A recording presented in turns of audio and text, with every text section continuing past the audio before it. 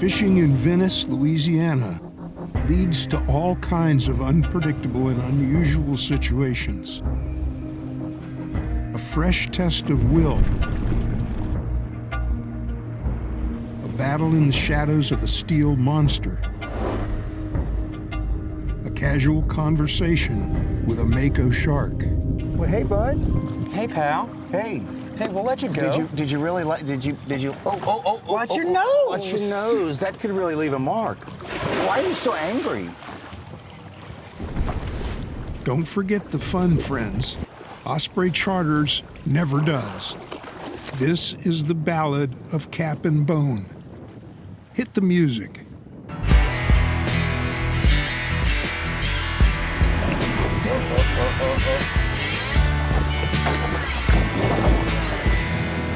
Kind of scary. He's swimming right at me. Look at him, look at him, look at him, look at him. My God. Got him? Little dinner fish. Oh, it's a good one too, boy.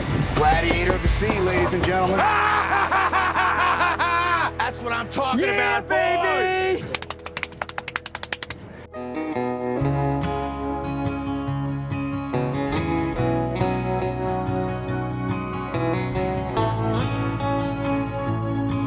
I've done a lot of fishing in a lot of places, but never have I seen anything like this.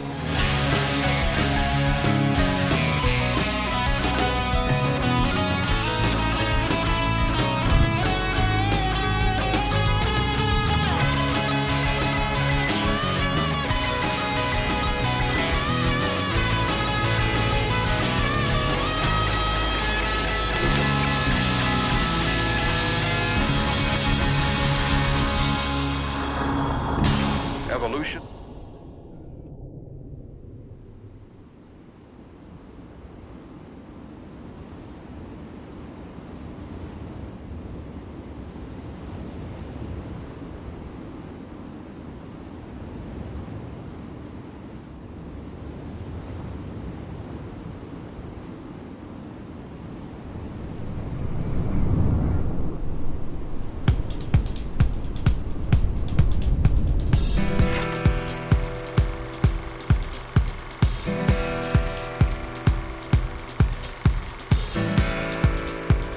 Welcome to Louisiana, the land of bayou, bog, wetlands, levees, and floodplains. The state is damn near floating. Follow the Mississippi River to its end, and you'll reach Venice, a small enclave of docks, industrial sheds, and fishing lodges that's considered one of the world's greatest sport fishing destinations, a title it's claimed for 3 decades.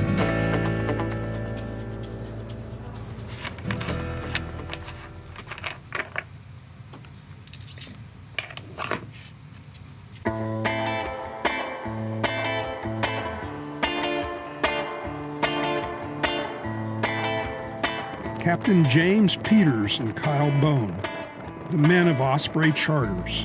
This duo has been working together since 2012. We're kind of off the beaten path. You know, we're down here at the mouth of the Mississippi River, as far by road as you can get down the Mississippi River. But what's different from us and all the other fishing destinations that I've ever been is usually there's stuff around. There's stuff to do. There's beaches, there's shopping, there's resorts, tennis, golf, something. You know, I mean, there's something for people to do. When you get to Venice, you're in the middle of nowhere. It's nothing but oil and gas down here. And so basically, it's fishing or nothing.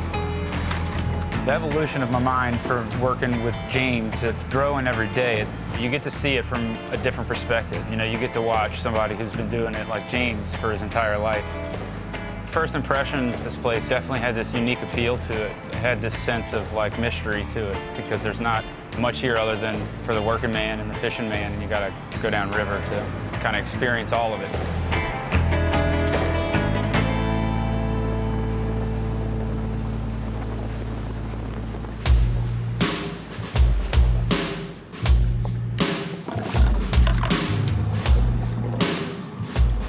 What a diverse fishing destination this is. For inshore anglers, there's bull redfish in the winter marsh. And offshore, pick your prize. Dolphin, tuna, snapper, swordfish, marlin. When you send out an invitation in these waters, you don't really know who's going to show up.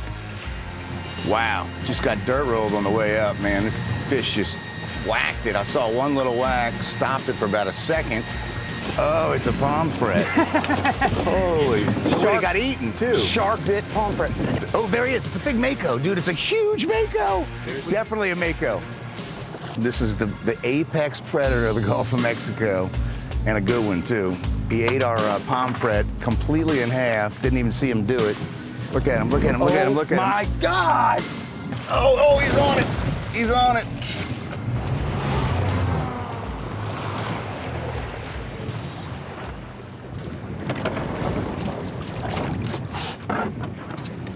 This is kind of scary. He's swimming right at me.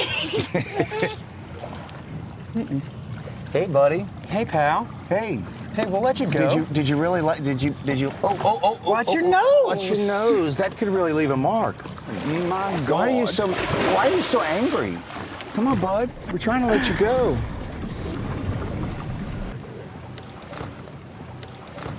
All right, give him a couple jabs in the jaw. And a quick release. How about that for a release? Nice work. Holy, was that cool. But we released the mako, and that's all he left us. A head of a pomfret. A welcome party crasher, but not our target species. Up next, we crash a weed line, a floating ecosystem blossoming with life, and lunch.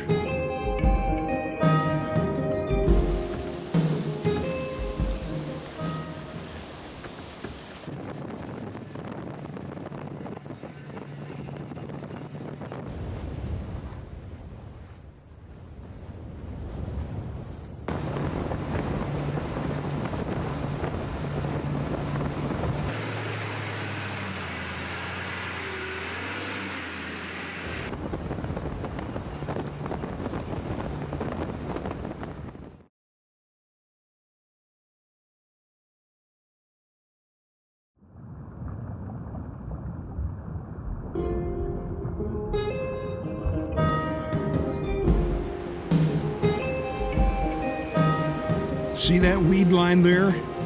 That's the offshore angler's treasure chest. The bait fish that find safe harbor here attract predators, and predators attract anglers. But there's no shortcut for finding an active weed line. The Gulf of Mexico covers 600,000 square miles of earth, so you gotta be ready to run and gun. Pretty much my whole life until the 90s, everything was sport fishing boats. And everybody thought it was crazy to go out in the middle of the Gulf in a center console boat. As we started moving around and spreading out and fishing more, the center console kind of became the best tool for the job. And it's funny because I don't think there's a single sport fishing charter boat down here. Everybody's center console.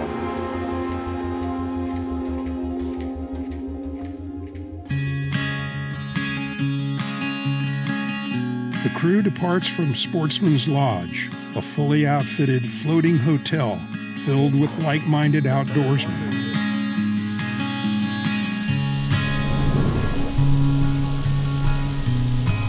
At first light, the boat cuts across the Sugar Lake Bayou en route to the Mississippi, following her curves through the delta.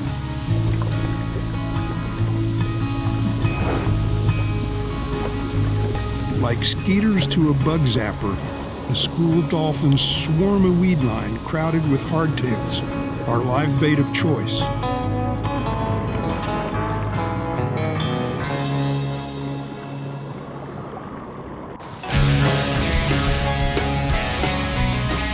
The Hawaiians call them mahi-mahi, which means very strong. Anyone who's fought this pelagic would say, well, yeah, duh.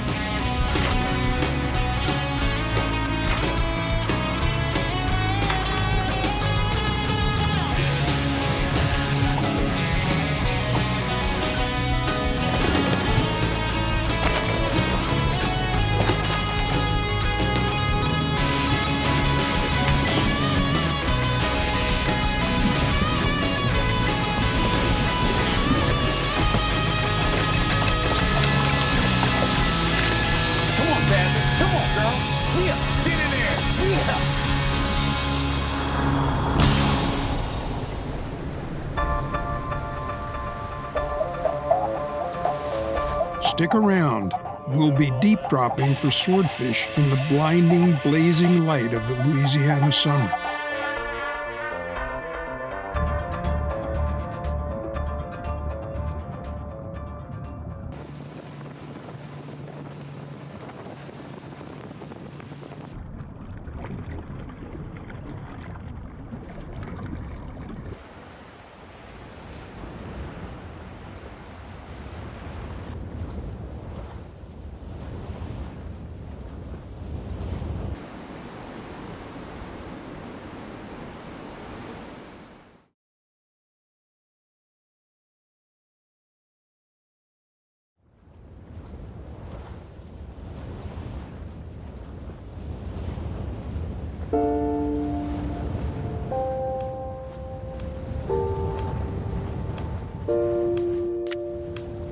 Traveling the Gulf Stream to the Loop Current to the Yucatan Current, the highly migratory swordfish is regular in the Gulf of Mexico. It serves as a feeding and spawning grounds and nursery for their young. Cap and Bone have caught their share. The bigger ones that we've caught, you can always tell, like right here. Sword fishing's been going on down here since I started. It was a specialized thing, and guys did it at night 7, 8 years ago, maybe 10. The daytime thing started down here, and it's just taken off. I mean, it's really getting about as prolific as our tuna fishery. Anything can happen. Just when you think you got it figured out, you don't. You go out there and you make so many drops and you fish them every day, and you think you're on a roll, and then you're not, and then, you know, a weekend guy comes and he catches a bunch, and I think that keeps it great. It's an equal playing field. As long as you're out there paying your dues, you're rewarded. It's time to roll out. Our destination, 300 fathoms.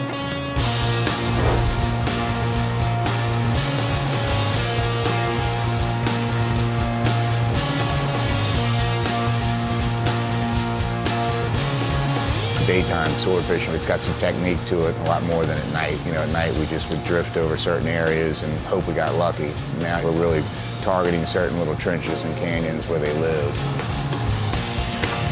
And down she goes. Drop it down, see what happens.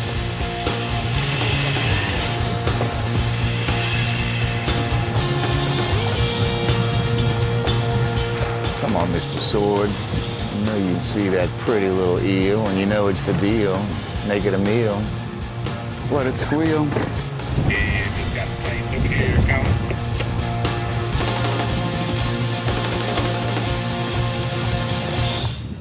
Oh. You ate it, T, you ate it. Got him? There you go.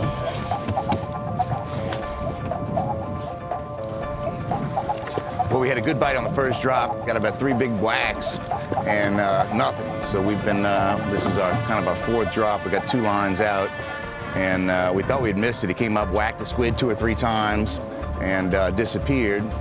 We were getting up the hand cranky to pick it up and check the bait, and all of a sudden the rod loaded up. So we are tight officially. Still hadn't given you any lip, huh? It's getting kind of close to the back. Yeah, you might want to come out. Sure, an electric reel is useful, but Bone proves it's more satisfying to hand crank a sea beast. The advantages of hand cranking swordfish is you can put pressure on them as opposed to letting it slip. The sport of it's there. You get all of the fish. You get to respect the fish. Oh, look, he's gonna jump. He's coming up hard. Oh, it's a good one too, boy. This fish could really take off. This sword is working us down to the bone. We need one more commercial break to get the job done.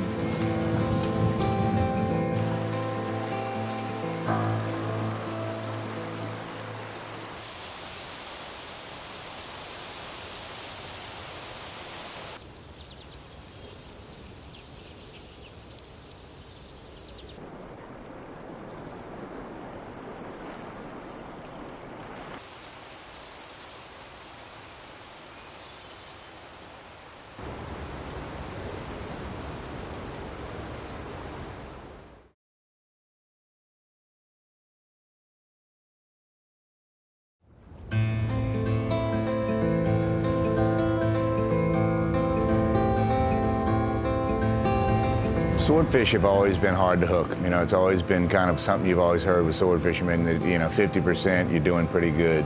One of the arts to it is seeing the bite. And when you see the bite, you know you got him, and that's when you put the drag on and you play ball. Almost there. Nice fish. We're thinking 200 pounds. And how many anglers will it take to boat this broadbill? Get him up if you can, Bone. Yeah, baby, this is what I'm talking about. What we come for. Boom, sucker! Beautiful sword. Bone just cranked him up like there was nothing there. I mean, this is a solid fish. That's a 3 or 4 hour, sometimes 6 hour fight. Beautiful fish. Thanks, Cap. Nice work, Bone. Thanks, partner. Nice work. You ready? 1, 2, 3. Pull.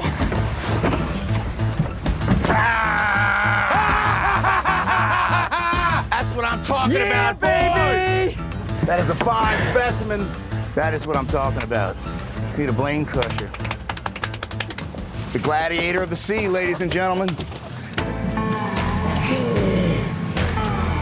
Came out, had a slow start this morning. Missed one right out the chute, but noon, I think it's lunchtime, and we got a good one in the boat.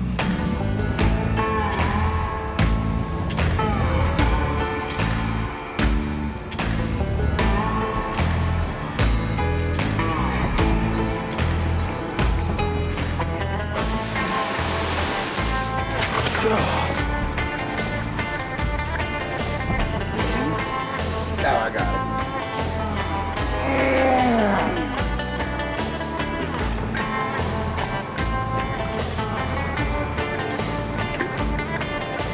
The steak's gonna be good.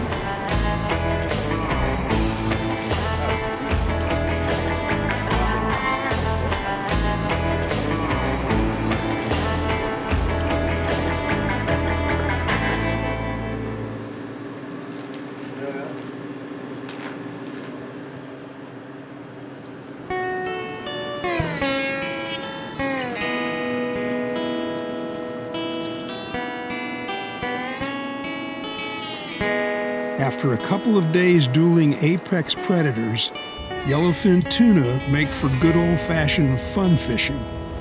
A massive iron and steel reef, this offshore petroleum rig is a hub for bait fish.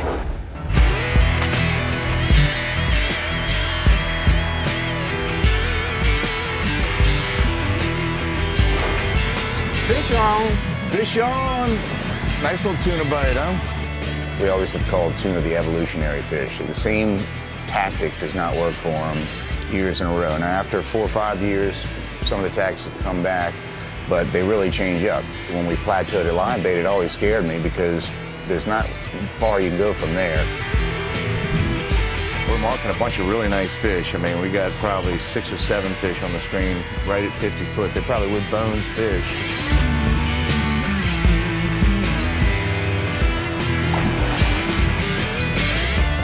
Nice work, partner. Yellowfin, partner. Thank you. Nice work. Thank you, thank you. A little fresh poke bowl for dinner. Talk about making groceries with my partner.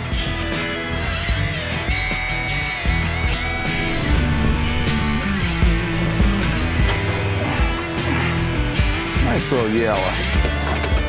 That fish beating your butt? No, I'm savoring. My boy.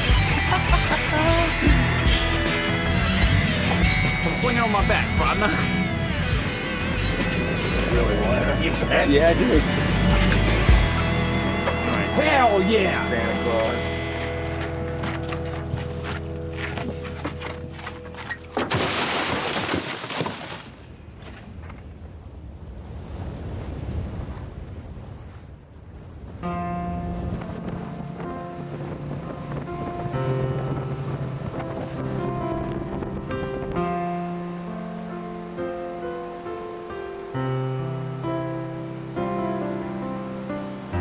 Venice Marina was built more than 30 years ago.